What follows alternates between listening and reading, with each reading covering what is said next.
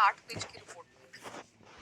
देखिए, कुछ कुछ आईपीओ ऐसे होते हैं जिनमें ओपिनियन देना मुश्किल होता है कि क्या ओपिनियन दे, पैसा लगाए नहीं लगाए, लिस्टिंग पर गेंस के लिहाज से लगाए, लॉन्ग टर्म के लिए लगाए। उसमें लाइफ में बड़ा कंफ्यूजन रहता है। और कुछ कुछ आईपीओ ऐसे होते हैं बहुत आसानी से आप ओपिनियन दे सकते हो कि लगाओ, आराम से लगाओ, लिस्टिंग पे भी बनेगा, लॉन्ग टर्म के लिए भी रखो। या कुछ कुछ आईपीओ जिसमें बहुत आसानी से आप राय दे सकते हो, लगाना ही नहीं है, सोचना ही नहीं है। ये क्लियर है? हाँ, तो ये एकदम क्लियर वाला आईपीओ। अच्छा, AVOID, अवॉइड। बिल्कुल साफ सुथरा सटीक राय है, पैसा नहीं लगाना है। फिर भी कोई लगाना चाहे तो किस तरह के लोगों को लगाना है वो लास्ट में एक सेंटेंस में बता दूंगा।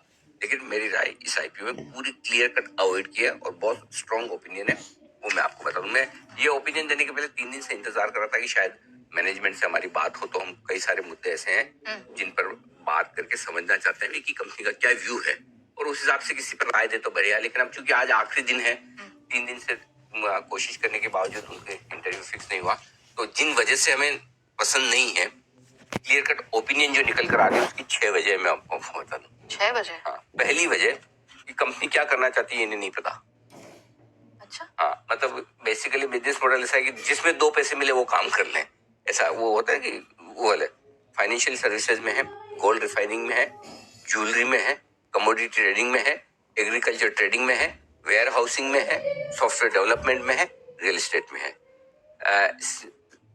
NSE, BSE, MCX, NCDX, ICX सबकी मेंबरशिप भी है, पोर्टफोलियो मैनेजमेंट भी करती है, खुद के इंटरनल ट्रेजरी ऑपरेशन यानी कि खुद की ट्रेडिंग भी है, कई सारी दूसरी कंपनी की एजेंसीज वगैरह और उस तरह का भी, मतलब फी बेस भी करती है, मतलब लगभग लगभग सारे बिजनेस करती है।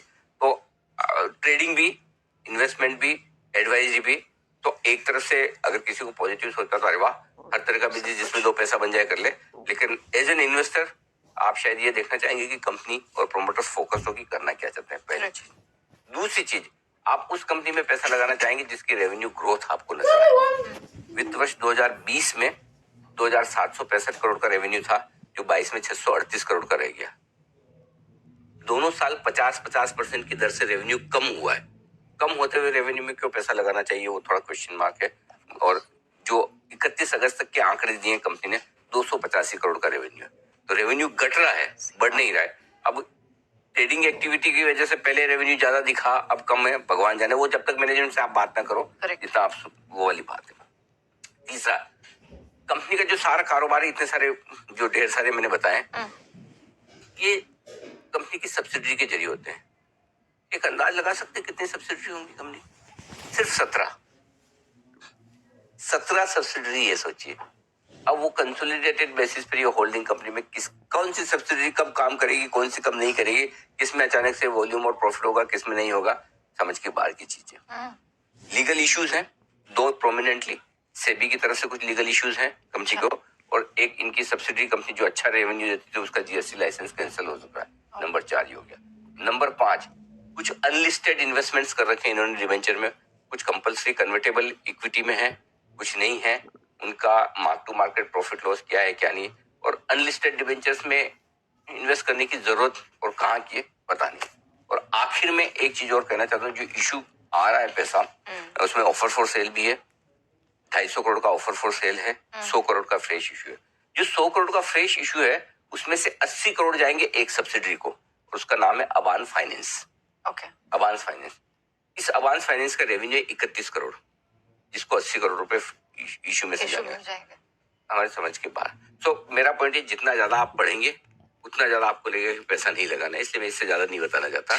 जितने नेगेटिव फैक्टर्स आप सोच सकते हैं उससे ज्यादा है। मेरी एक रिक्वेस्ट है सभी दर्शकों से भी, और जितने लोग आईपीओ ट्रैक करते हैं या करना चाहते हैं या जो रिसर्च करना चाहते हैं, ये जरूर पढ़े, ज्ञान के लिए, समझ के लिए, कि ताकि किस तरह के आईपीओ में आपको पैसा लगाना चाहिए। अब ऐसा तो नहीं कि आधा भरा नहीं है, आधा भर चुका है, हो सकता है पूरा भी भरेगा।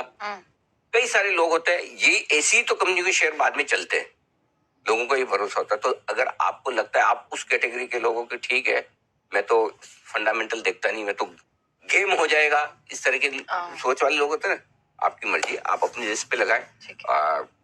इशू क्या होगा, लिस्टिंग क्या होगी, कहाँ होगा, क्या होगा, मेरा उससे कोई लेन देन नहीं है।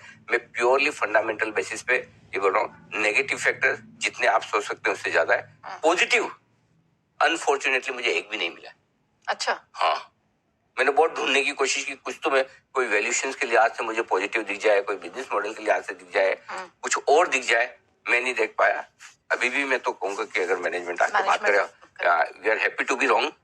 अगर हमने आपके पहले DRHP को, मैं कभी मुझे डाउट है इसको इस तरह के IPO का अप्रूवल मिलना भी बड़ी इंटरेस्टिंग चीज है, जहाँ पर एक भी पॉजिटिव ढूंढना मुश्किल हो, बिजनेस मॉडल को लेकर क्लैरिटी ना हो, 17 सब्सिडरी हो, रेवेन्यू 50% साल घट रहा हो, भगवान जाने।